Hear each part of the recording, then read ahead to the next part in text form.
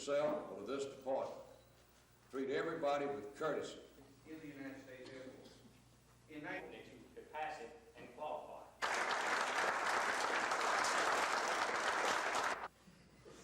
George Franklin Wyman. Officer Timothy Glenn Ricardo.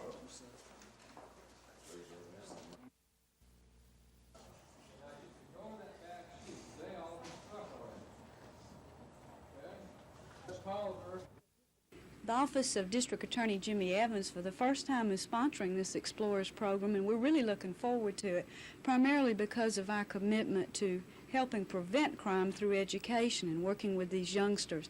They'll get a first-hand look at what the criminal justice system is like from the perspective of all the different parts of that. They'll be participating, hopefully, in some trials and other activities that they plan to do.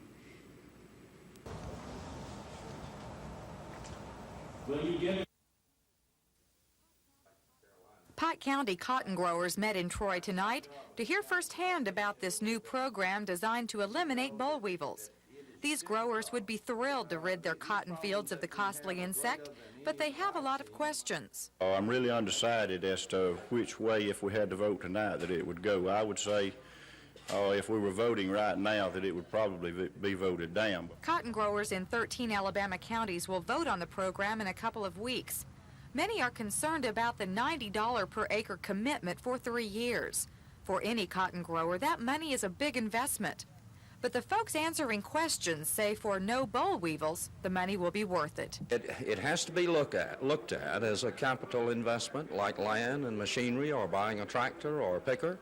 But the grower will have to make that decision. Growers in both Alabama and Georgia must ratify the program before either state can participate. Alabama farmers will vote at their local agricultural stabilization and conservation offices between December 5th and 12th. Georgia farmers can mail their ballots to the State Department of Agriculture until December 13th. In Troy, Carrie Gordon, WSFA TV News.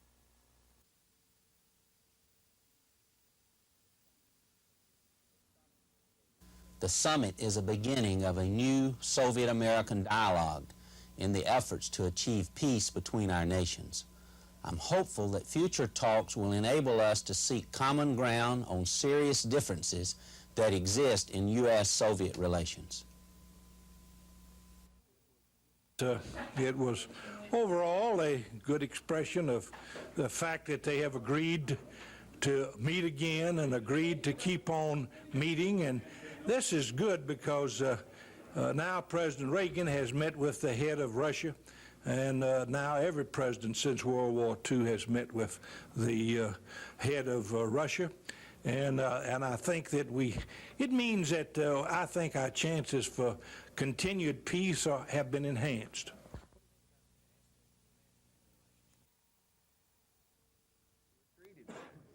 If all of you are there, no telling what will happen. Did better than we've done before. To express a statement or two, and that's all in the world that's involved. But I think that we are entitled to that. Now, the letter that comes to us that advises us of this meeting says it's not desired that we be here.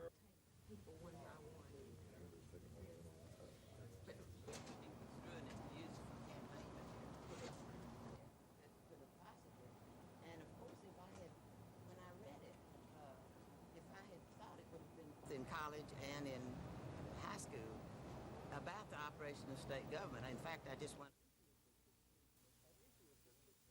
At issue is the 6-page booklet outlining the organization and functions of the State Treasurer's Office. Taxpayer Defense Fund spokesman Gerald Knutson says his group thinks this booklet amounts to campaign literature because it also mentions Ms. Gunter's plans to run for Secretary of State next year. Yeah, what we're saying is that 200 well-done pieces like that, that's $4 a copy, placed in the right hands with PACs and other large organizations can be a whole heap, as they say down south. But Ms. Gunter, who says 400 of the booklets were published strictly as an informational guide to her office, says the charge is ridiculous and only a political ploy of taxpayer defense attorney Jim Ziegler. I think it's a shame and a disgrace that a dedicated public servant has to be maligned by an individual who is looking for publicity in order to run and attempt to be elected to public office. The Ethics Commission is considering both sides of the argument, but did so behind closed doors. Knutson says his group wouldn't take part in the executive session because he says that would put him under a commission gag order not to talk about the case. But in closed session as they are now, there is no way that anybody is going to know what transpired in there because you're prohibited from saying anything. There's no way to know if the commission reached a decision today, and a ruling, if any, won't be released until Monday. Chris Grimshaw, WSFA TV News. That's right.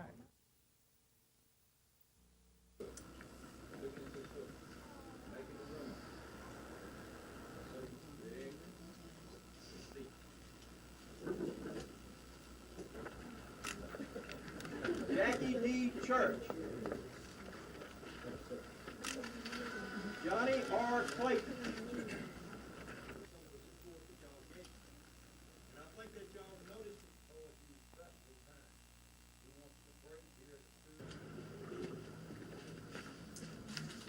Donald R. Henry.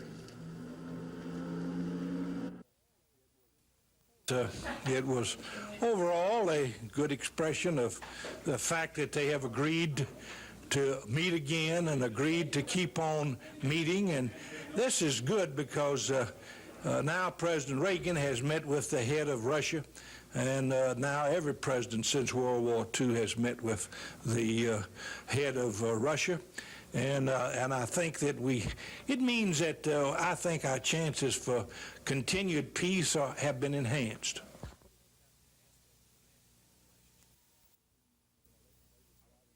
Many of our legislators driving to the Capitol to vote. They're driving intoxicated. They're being arrested. We have a lieutenant governor that likes to brag about his drinking and his gambling. We have other legislators that's being charged with indecent acts and so forth. We've become a state of bad image, and these things need to be corrected. I realize the government and don't know where a Republican get elected. I don't think just any Republican get elected, but I'm not just any Republican.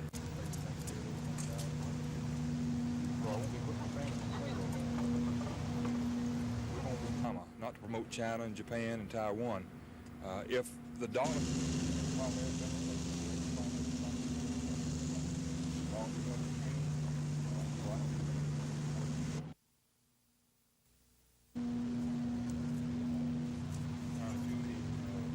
our textile jobs to save all the other industry jobs. The other jobs is closed.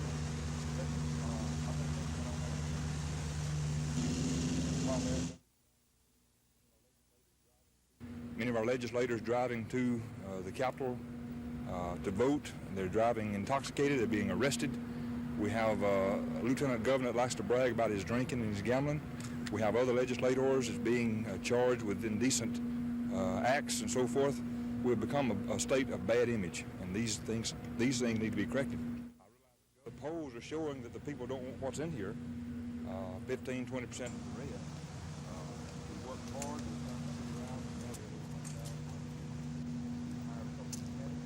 The James administration cost the taxpayers $1.3 million. The last 3 years of this administration that we're in now has cost the taxpayers $2,085,000. There's just a tremendous waste going on in state government, and these are some issues.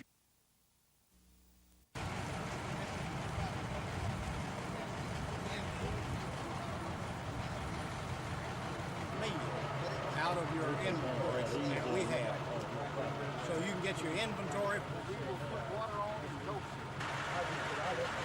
know what chemicals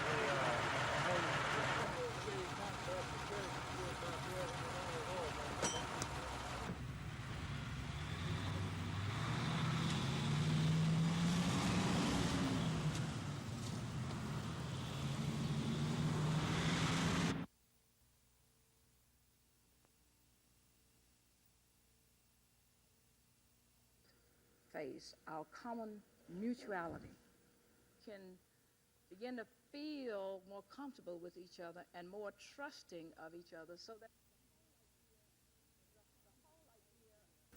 the whole idea that I'm trying to promote here and trying to prepare you for is that when we celebrate this holiday, it's got to be black and white together. It's got to be everybody, because everyone in this state has benefited from the change, even though they don't know it. some of them. Thank each of you that are here today for taking time out of your busy schedule on a late Friday afternoon to be with us. The government is a tremendous proposition to make a lieutenant governor who is independent and help and work for the elderly. When I am elected lieutenant governor and appoint outstanding senators to key positions, I'll make these committee assignments, and I promise you that we'll have good people that can work with the Alabama Senate, that will work for changes, that will work with the executive branch. We can't do it alone. The legislature cannot do it alone, nor can the lieutenant governor. A lieutenant governor who is independent by so-called interest groups and who works to improve the fare of the elderly and disabled. A lieutenant governor with that gavel. 82 women work in Tutwiler Prison's textile plant. They sew 8 hours each day and make 3,500 sets of clothing each week. These women sew all uniforms for state inmates. They make only 15 to 25 cents an hour, but many jobs at the prison pay nothing at all. Commissioner Smith says if purchased from private companies, these uniforms would cost double the $15 each the state now pays. Smith has big plans for this new $130,000 plant. He wants to begin selling uniforms to prisons throughout the country. When talking about this operation, Smith sounds more like a corporate executive than a prison commissioner. Of course, as we expand this and expand our storage area and start marketing our goods to the entire nation, we're looking for quite a bit of profit off of this. With fierce competition in the textile industry, most plants are talking about cutting back rather than expanding. But with Tutwiler's captive workforce and low wages, this plant is in little danger of shutting its doors. Lisa Walsh, WSFA TV News, Wetumpka. Judge, how would you describe yourself? I guess as a competent, no frills, fair but tough judge. Fair but tough. This judge puts up with no nonsense in his courtroom. He gets right to the point. The court is convened this morning to try 2 cases. Judge Price is a Montgomery native, an Army veteran, and a graduate of George Washington University's law school, the first black district attorney in Alabama, and the only black DA in the country in 1974. At the tender age of 7, Judge Price decided he wanted to make a difference. There were limited opportunities, and obviously for me to come from working family background, a working community background, to have been appointed and then elected circuit judge of Montgomery County, I think that is an achievement that cannot be matched by many people. So I think I have arrived in reaching my lifetime goal, yes. A family man, Judge Price enjoys his free time with his 9-year-old son. He says just by listening, he's able to learn a lot.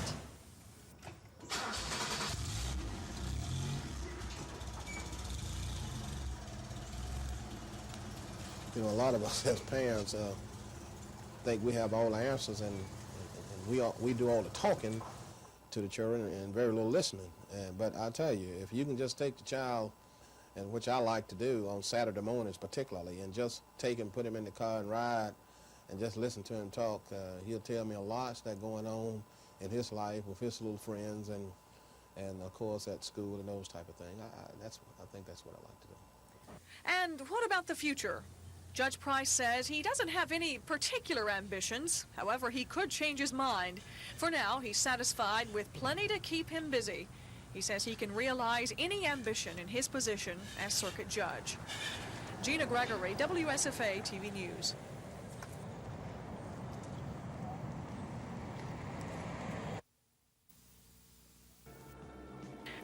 Success and bass go hand in hand for Ray Scott.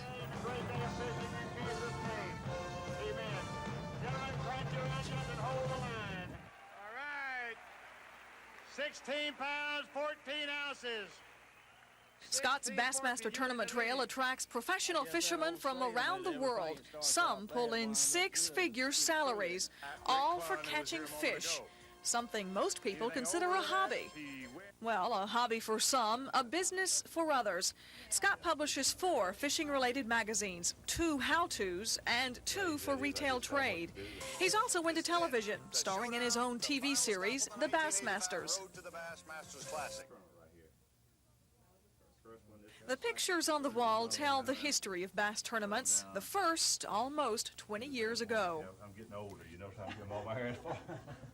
Ray Scott is a man who likes to tell stories on himself. Stopping traffic, I was nearly late for a plane. People walk by and you on those double takes. Ray Scott is a man at home on the lake or in the wilds of Africa.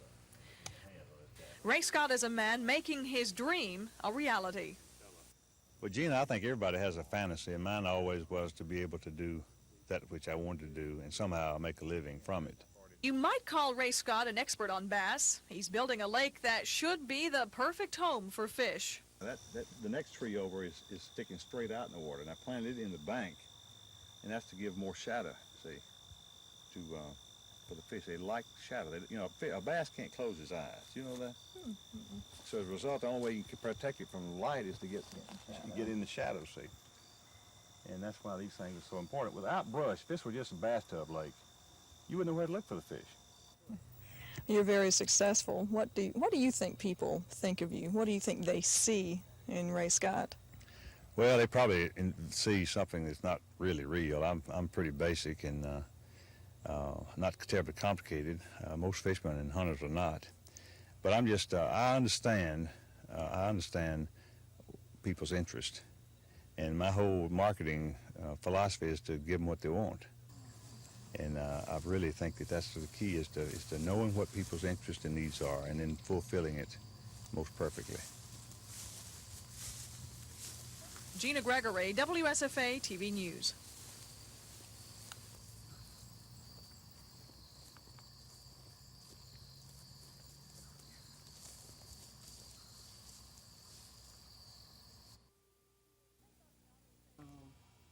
Faye Baggiano says she's not even sure how her nomination came about, but she's pleased she's where she is. The state Medicaid department is a handful for anyone, and until Baggiano came along, few could handle the job. What does it take to run such an agency? What kind of qualifications do you need? I mean, other than stamina and courage and long hours. I think you have to have someone who is committed to trying to find a way of providing services to people who need them at very low cost, which means you've got to be working with, we've got about 12,000 providers for Medicaid. We spend $500 million, which is the largest budget outside of education in the state of Alabama, and we serve almost 500,000 people. So it's a constant challenge to find answers, to deal with all of your political problems that come from legislators, and to be able to convince the legislators and the governor's office of the worth and the value of the programs that you're doing. What makes it fun for you to do this? Because you can't let your mind stop for 1 second. I mean, not for 1 second. The whole time you're working with this program, you have got to be constantly moving, paying attention to what's going on. You've got to be creative in what you're doing. You're working with so many different areas at so many times. This is the only job I've ever had in my entire life that I've never been bored for 1 second. With so much responsibility, you might think Baggiano would have little time for anything but keeping Medicaid on track. That's not the case. 5 teenagers keep her hopping, and her family's involvement in world-class water skiing is her favorite pastime. But one of her loves is the elderly. Other than lunch at that center. She's really upset over it. I love y'all, and I always have. You know, every year I stay very, very involved with your programs and with the elderly in this state. Medicaid is doing more than we've ever done. Baggiano regularly visits and keeps in touch with older Montgomeryans. Her plans for the future, staying right where she is. Maybe. Gina Gregory, WSFA TV News. 5:45 a.m. out of the house. 5:50 in the morning. Are you happy? Oh, I'm just happy. Good morning, Then it's off to the police department for the first stop of the day. The burglars operating in our districts 10 and 11 daytime, want to get on those.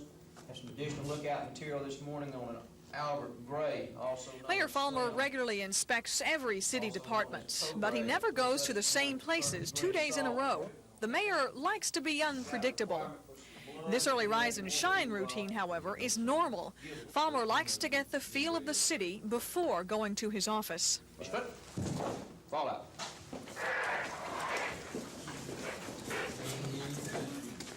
The law under which the mayor-council form of government was created makes the mayor responsible, and says the mayor shall be responsible and control the departments of the city of Montgomery. The mayor is the chief executive officer of the city of Montgomery. Spells these out real carefully, that the mayor is the responsible person for the proper administration of the city. I took that oath real seriously when I took it. I take it now.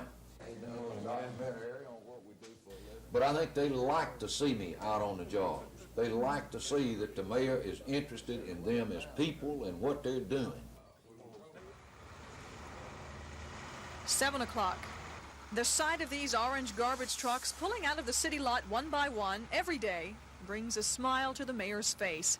Revamping the sanitation department, making sure our trash is collected on time is something the mayor's proud of. 7:30, finally to the office. The mayor's the first one to arrive. He keeps a busy schedule, meeting with his assistants, going over budgets, and signing proclamations.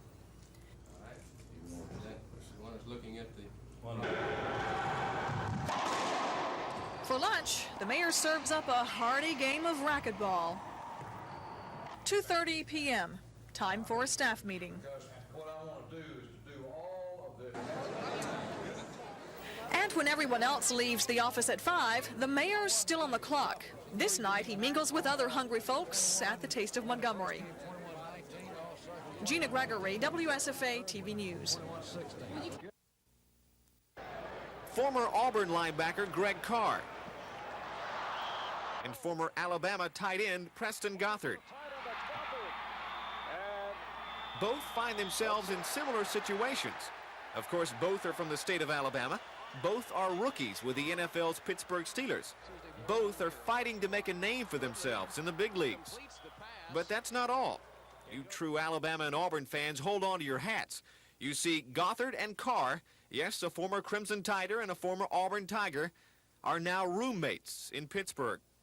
How in the world, you say, did an Auburn and an Alabama player ever get together? Well, really, it was coincidental. We were both in camp, and we were both left when it came time towards the end of camp when we started looking around for roommates, and Preston came to my room one night and asked me if I wanted to live with him. Of course, I wanted to. It's nice to have someone from back home to live with. We were similar in tradition, beliefs, being from the South, and I was really worried about city life because I was raised in the country. I didn't know how easy I would adjust. It should come as no real surprise that one of the main topics of conversation between the two is their alma maters. Naturally, there's a lot of good-hearted ribbing that takes place. When it came time for scholarships to be given out, Alabama never offered me a scholarship, and of course Auburn did, and I wanted to stay in the state, and so I guess I'm a late bloomer Auburn fan. You know, we only give scholarships to good players, and I think that's... Of course, Preston didn't mention that he was a walk-on at Alabama, and so, you know, that's just adds to the truth of that. Certainly the jokes and the jabs will do nothing but intensify over the next few days as the 1985 Alabama-Auburn Iron Bowl matchup draws ever closer. Greg does have help. He has a teammate, an old teammate. I don't know if they played together, but from Auburn with Edmund. And try to get Edmund over here. We'll go over there or something, and then so I'll be outnumbered one way or the other. I may take my gun with me to equalize things. And their messages to the folks back home concerning the upcoming Iron Bowl?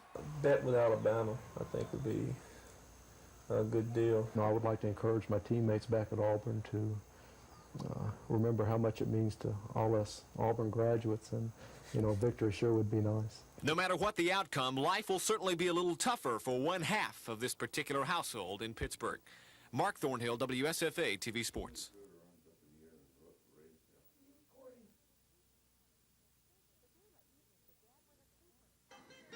The gala evening began with a patrons party for children.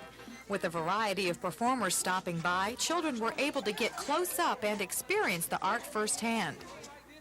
The party was a warm-up for a full evening of entertainment aimed at broadening the children's appreciation of the arts.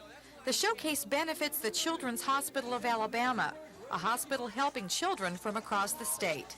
Just because we're located in Birmingham doesn't mean that we serve just the Birmingham area. Our hospital serves children from all over the state of Alabama, and especially the Montgomery area.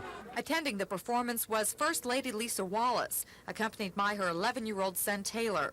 Mrs. Wallace, who is herself known as a performer, says Alabama's children deserve a chance to show off their talents. We have so much talent from Alabama, and I think it encourages them to want to try and to do better and to get more involved. And of course, if the children get involved, you know the parents will be there.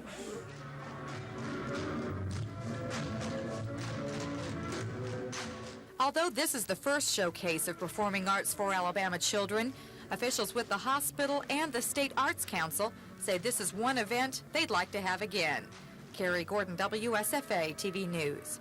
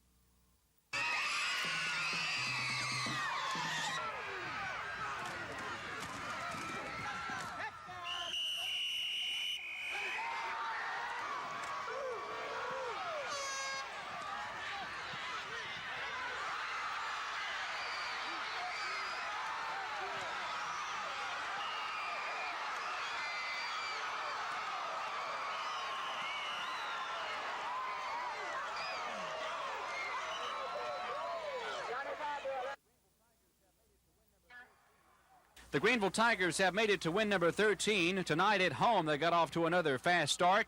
The Tigers' first possession, junior Tracy Steele takes the handoff on the trap play. Almost scores coming down on the 2-yard line. On the next play, senior Johnny Powell takes it in for the touchdown. The point after failed, and it was 6-0 Greenville. The number 1 team in 5A showed why they are undefeated on their next series. Powell bounces off some Escambia County players and races for the goal line, but he gets caught from behind at the 5. Marvin Patterson capped the drive with a sprint around the right side. Greenville went for 2 and made it, leading 14-0 with 1:26 left in the first quarter.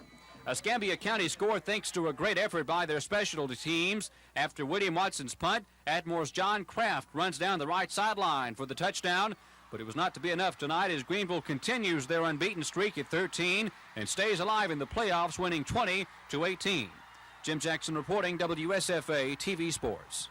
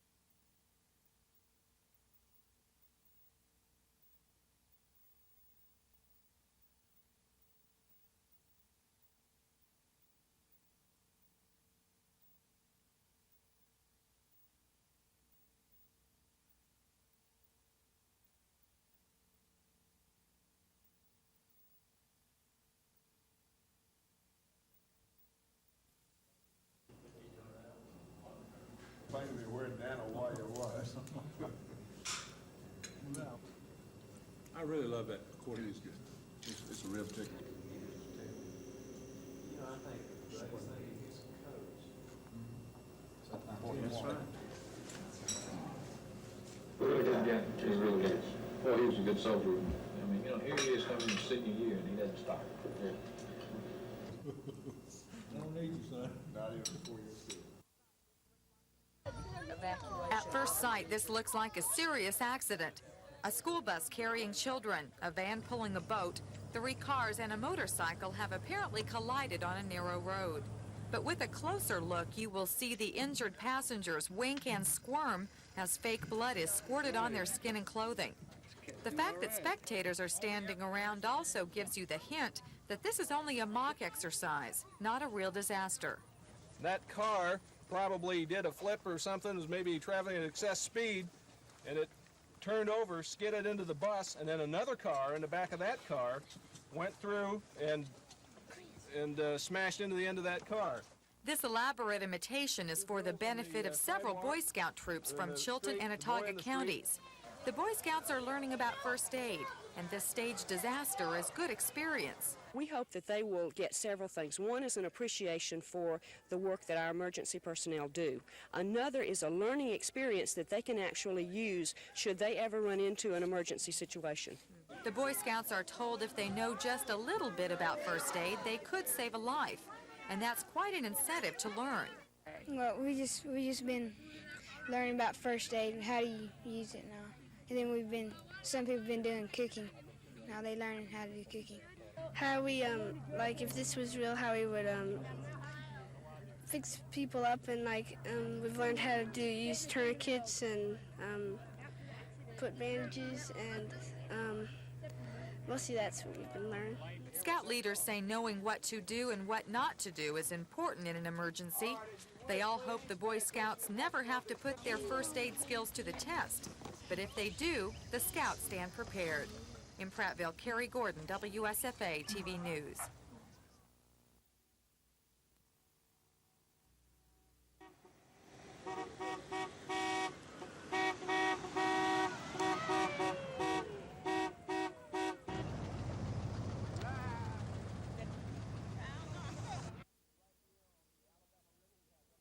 We're right here on the Alabama River. We have one of the largest parks in the state of Alabama. And we are growing because we're going to become one of the most tourist-attracted areas in the state of Alabama. And being located between Selma and Montgomery, I think, will give us an edge to become one of the fastest-growing cities.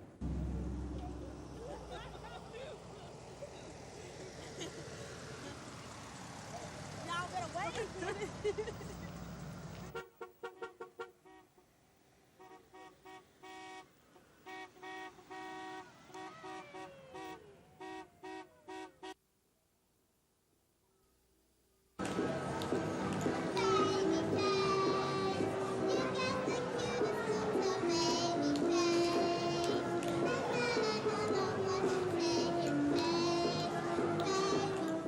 As a matter of fact, around 50 Montgomery youngsters with stars in their eyes turned out for the auditions on a first-come, first-served basis.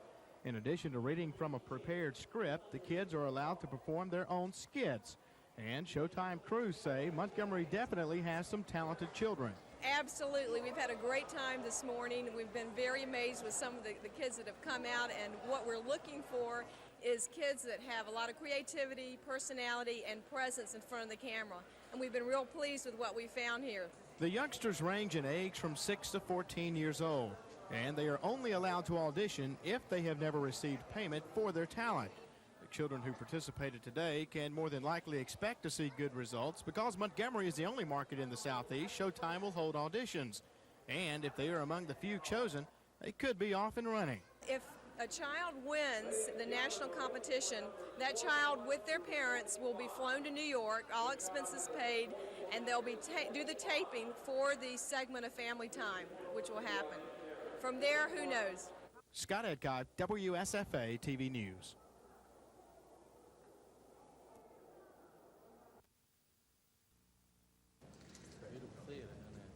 Thank you, Mr. Appreciate it. Thank you.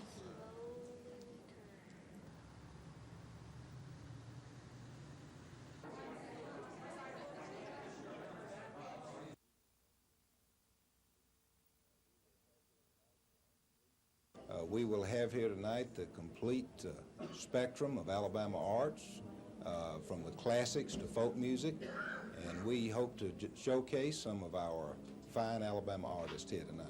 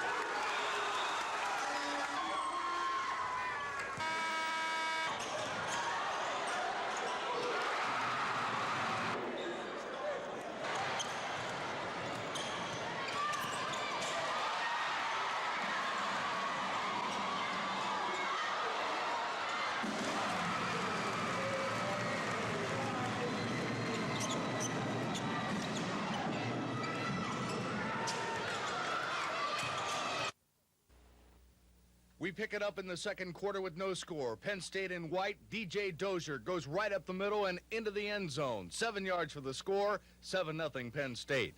Later in the second quarter, the handoff will go to Tim Manoa. He breaks through the line here. It looks like he's stopped, but he slips away from the pit tacklers, and he's off into the open field. Down the sidelines, 60 yards on the touchdown. The Nittany Lions took a 14-0 lead.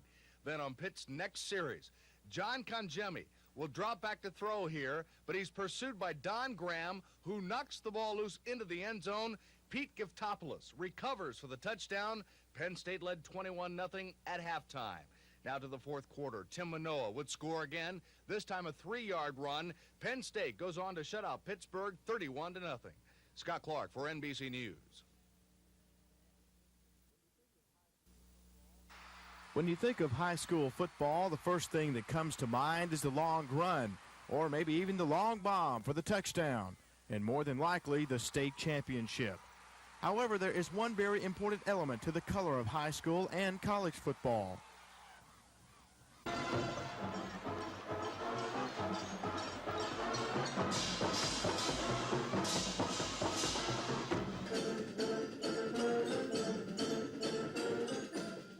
Woodrow Williams doesn't have the dream of making the long run or even catching the bomb for the TD because Williams is a musician and has been for some time.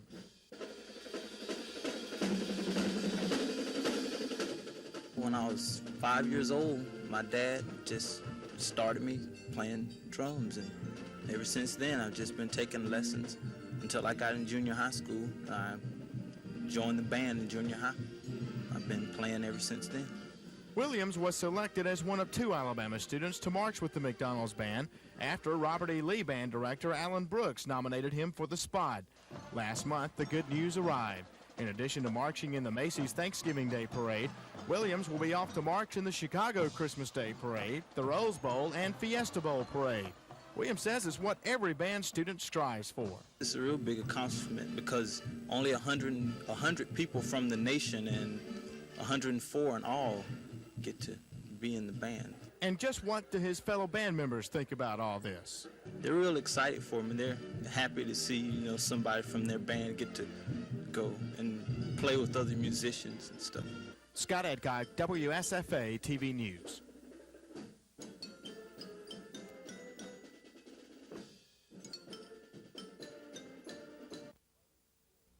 I can see the same spirit that I knew before something happened, then you can count me in. I need to be very grateful to the ones who have helped us do it. And when we talk about those who have helped us, and it was at that meeting that It'll give us adequate room, more space for the physical education classes because of the enrollment of the school is getting larger. Our athletic program is just tremendously, and we needed more room and space, and this is going to benefit the program for that. key to the Cloverdale Field House.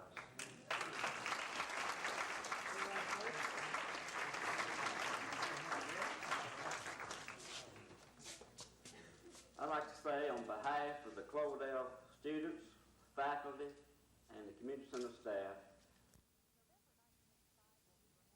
November 1985 will be remembered as an important month at the Autauga Medical Center. This month, a new wing of the hospital welcomes its first patients. At the dedication ceremony, hospital officials welcomed friends and special guests by saying the dedication should include a new philosophy of improved health care for Autauga and Elmore counties. And that's the kind of commitment that I want to make to you, that quality health care at a reasonable price will be the watchword of this company and in this hospital. Part of the new health care includes more bed space, a new improved emergency room, laboratory, increased intensive care and radiology units. The medical center also boasts more doctors and specialists than 2 years ago. The modernized, expanded services are attracting physicians and patients. The medical center's expansion means more than a new building. The expansion represents a new level of care for patients in the two-county area. That they will be able to stay in the area for their health care. They'll be able to get the top quality care with specialists and primary care right here in their own counties. Sanders says already doctors have performed surgery not possible before at the medical center. Officials are also planning to get area residents involved with the hospital by establishing a local advisory board after the first of the year. There are also plans to renovate older portions of the hospital, an indication that the Autauga Medical Center is not stopping with one expansion.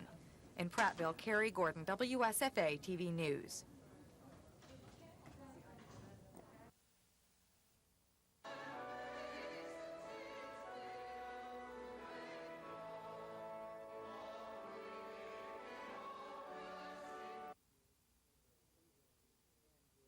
we're receiving canned goods and staple items, which we will add to that already collected by other churches that will be used by the Good Samaritan Ministries here in the city of Montgomery to meet the needs of needy families.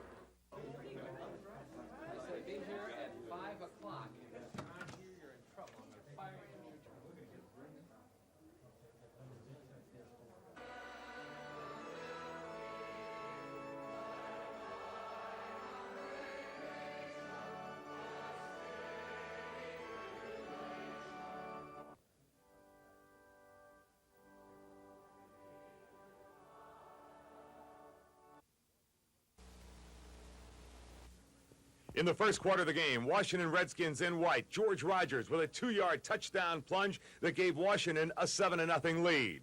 Later in the first quarter, with the Redskins leading 7-3, Jay Schrader at quarterback, his first NFL start, to Clint Didier, 19-yard touchdown pass play. Washington on top, 14-3, and then in the second quarter, 17-3 Washington. Scott Campbell to Lewis Lips, 5-yard TD. It was 17-10. Still in the second quarter, Scott Campbell again to throw. This time hits Rich Ehrenberg, tied score 17-17. But just before the end of the first half, Mark Mosley would hit a 39-yard field goal that gave Washington a 20-17 halftime lead. Third quarter, John Riggins in off the bench, a 2-yard touchdown run that would help the Redskins down the Pittsburgh Steelers 30-23. I'm George Michael for NBC News. $300 to use as you see fit to take care of those boys and girls. Thank you very much. That's $20,300. It means so much to me to be able to come back and to assist in giving a little bit back so that other kids can have the opportunity that I had, and it's just a fantastic program. If you got to grow up somewhere other than home, it may as well be the Boys and Girls Ranches. Marvin on that. And then last year caused problems usually in the classroom when they were so much older than the people, the other students. Brooks arrived here at Maxwell Air Force Base well before his scheduled 9 o'clock check-in time. He was quickly passed through checkpoints. Reporters and photographers were kept at a distance at his request. He did arrive at approximately 7:45 a.m. and he is presently being processed through the admissions program at Maxwell. His stay here will be determined by the Parole Commission. He will have a hearing shortly within probably 3 months of his arrival. Brooks was ordered to begin serving his time after federal judge Tom Lee denied his request last Thursday to remain free on bond while appealing his conviction. Brooks was convicted in June of attempting to extort $52,000 from the Mississippi Horse Racing Association in exchange for guiding a horse racing bill through the Senate. As President Pro Tem, the Carthage senator was the third highest-ranking member of the Mississippi Senate. Don Cross, WSFA TV News.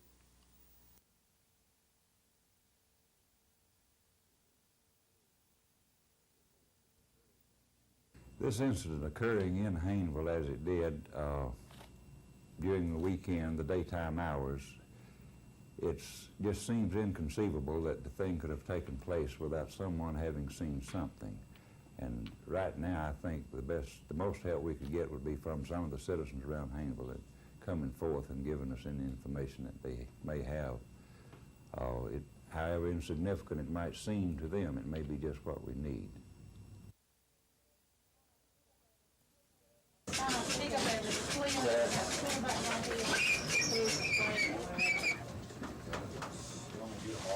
So maybe you would not use it anymore, just go county. The same information will be displayed there. If this call needs to be transferred. This will remedy most of that. We know where the call's coming from, we know the telephone number it's calling, and the address it's calling.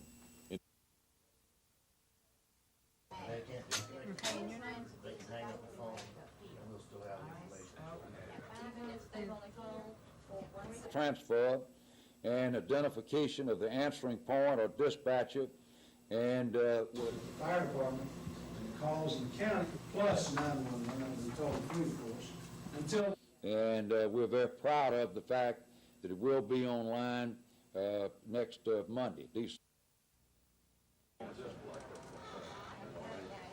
to the city limits, they will route to the county.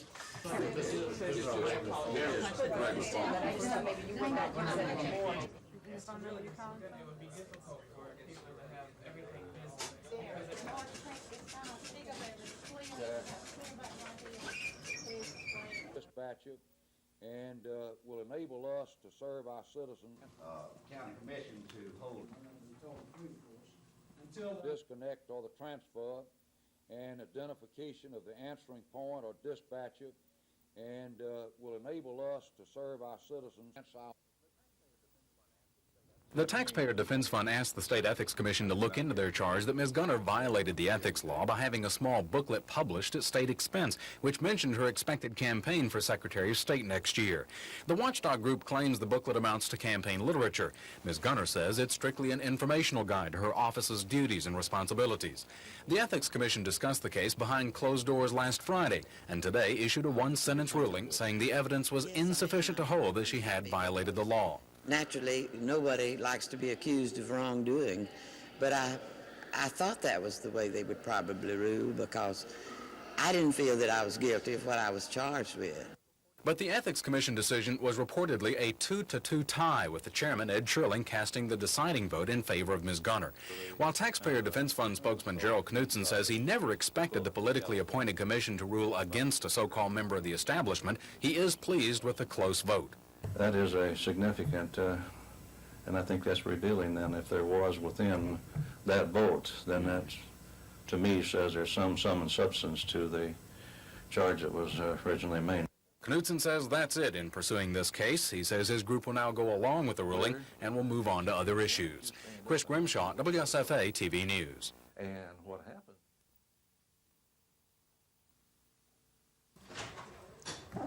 Sort of awkward for me to...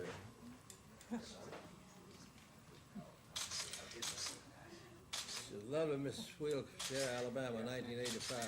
Thank you, Governor. 1986. Come in right close in there like that. 86. Oh, 1986, that's Go a right. year late. 85 is going away from us here. Right. And she works with industrial. Well, I think we worked on this thing for a long time, and I think one of the factors that was played in it is the fact of cost. I mean, the fact that the peanut program has operated in such a low cost to the government, and the fact that this proposal, according to the Congressional Budget Office, can be operated during the next 4 years at almost no cost to the government, is one of the factors that was important in getting the support that we did. And we had the support, we had the votes, and I just don't believe it. I think the opposition just threw in the towel towards the end. I don't like this idea of lowering the loan rate. But nevertheless, there were efforts made to try to hurt the southern soybean farmers, and we were able to prevent that. Also, in regards to soybeans, I got an amendment in that said that in regards to any foreign aid that goes to a major soybean competing country with the United States, that before any loan or grant can go to that country, that the head of that agency or department must certify that it will not be used in any degree to help that country compete with us in soybean export markets.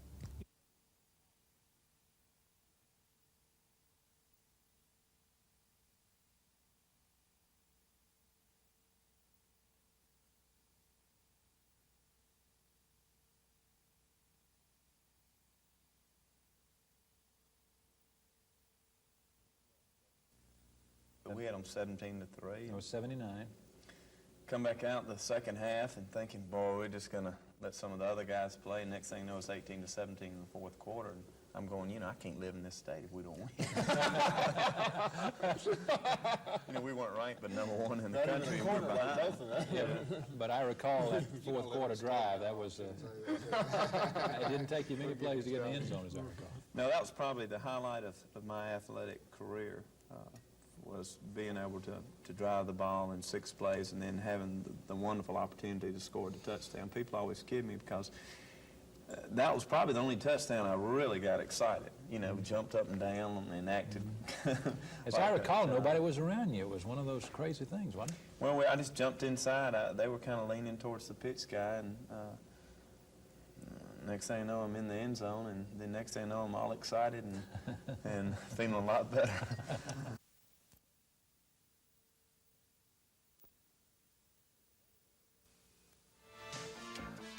The Chicago Bears now are 12-0. They beat Atlanta 36-0. Chicago struggled until Walter Payton broke a 20-yard touchdown run, his 10th of the year, and that made it a 13-0 ball game.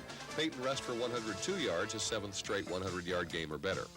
The Bear defense is always tough. Here, Richard Dent sacked Bob Holly. Chicago recovered the fumble and set up another touchdown.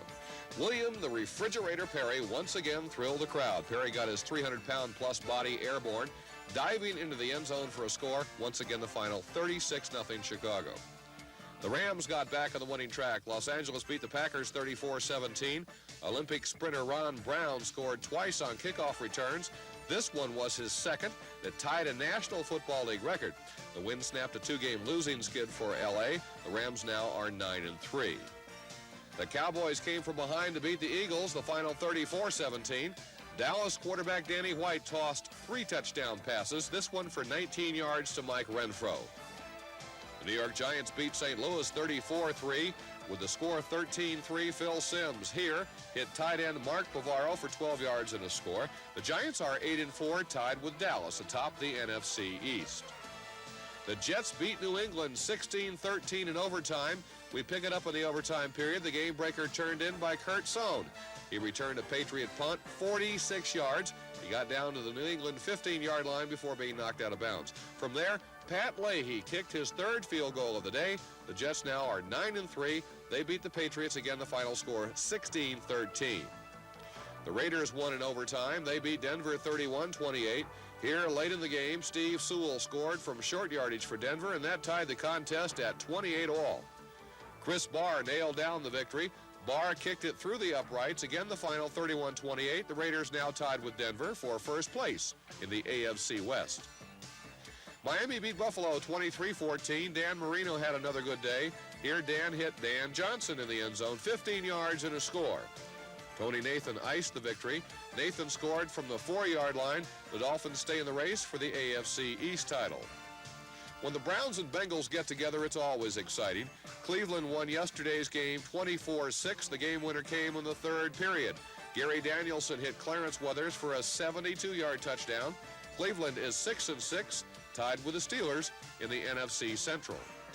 Finally, Houston beat San Diego 37-35. Oliver Luck, subbing for the injured Warren Moon, gave the Oilers a 14-0 lead, hitting Drew Hill for 8 yards and a touchdown. The Chargers took a 35-34 lead late in the game. On a 4th down, Dan Fouts found Wes Chandler in the end zone with just 39 seconds left. But Houston moved back into field goal position. Tony Zendejas kicked the game winner from 51 yards out as time ran out on the clock. Again, the final 37-35 Oilers. I'm Jack Gregory, NBC News.